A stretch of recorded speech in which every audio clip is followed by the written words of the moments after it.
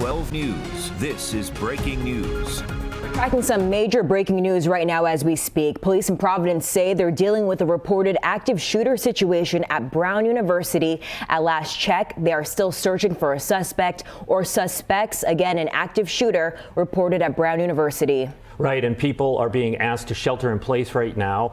We are hearing from our crews on scene that there is a very active situation. Multiple agencies are responding. Let's get live now down to Barbara Ron, who is on the east side of Providence. Barbara? Tim and Sheena, this is correct. This is a very active scene right here behind me. As you can see, there are ambulances keep coming in from all over the state, including Warwick, Pawtucket, Cranston, all of them lining the streets around Thayer Street. And now a recent alert sent by Brown University officials said the report of shots fired near Governor Street. That's a few blocks away from where we are now. Again, this is still a very active scene. We know very little details yet, but we'll be bringing you as much as we can as soon as we can, and we'll be bringing you the latest. Live here from Providence, Barbara Ron, 12 News. Thank you, Barbara. All right, Sheena, let's talk a little bit about what we know at this moment. Needless to say, these situations are extremely fluid and the information is changing constantly. But the call came in just after 4 o'clock for an active shooter near the Barris and Hawley Engineering Building at Brown University. This is between Hope and Thayer Street on the east side. Providence PD just put out a tweet saying, quote, multiple shot in the area of Brown University. This is an active investigation. Please shelter in place or avoid the area until further notice. And Sheena, we know, as Barbara just said there's been a lot of confusion over whether or not a suspect was in custody. Brown University initially reported that they did have a suspect in custody. Then they removed that alert through their Brown alert system, which is how all the students are getting their information, and right now also how we're getting a lot of our information.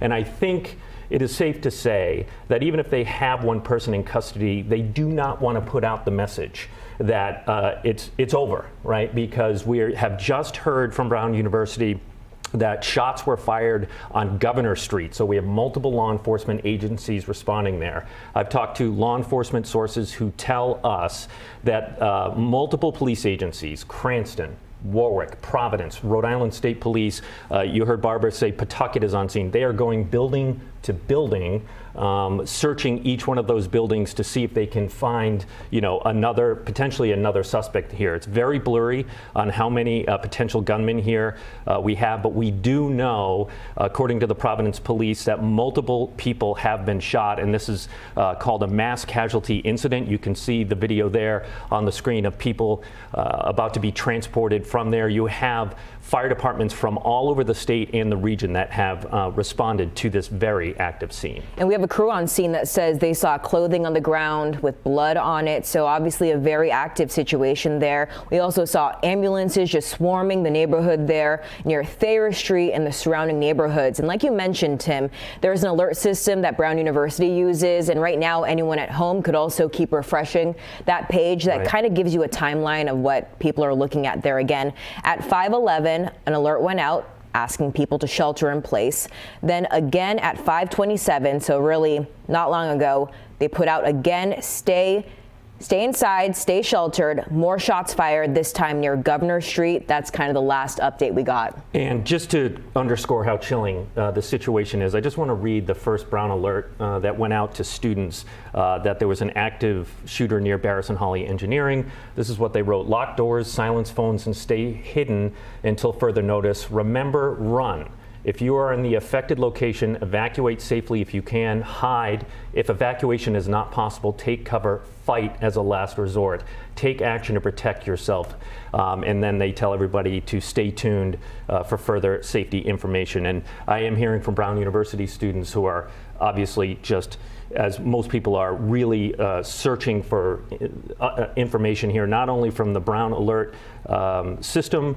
They're going to social media and seeing what they can learn there. But as I said, these are very fluid situation, so information is constantly changing. Hopefully we can get that video back up for you again as we go through this. Right now we know Brown University is reporting an active shooter on campus or near campus there. We're still working to find out the severity of the victims or how many they are. Police say they are still searching for a suspect or suspects, or they haven't given us an update on that. But again, the message tonight at this moment is to stay sheltered in place. And I just want to read a tweet that Governor Dan McKee just put out. He says, "We are actively monitoring the shooting at Brown University.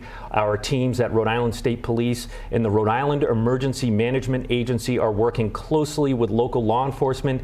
Please stay clear of the area and monitor official channels for updates. Praying for our community." He put that out just about 10 minutes ago on Twitter. So clearly Governor Dan McKee, not a surprise, has been looped in on the situation that is down there. I know the Rhode Island State Police have descended in the region. This is one of those, Sheena, all hands on deck situations, both between fire departments and police departments, especially as there's a lot of confusion about where this shooter is, or should we say potentially shooters at this point.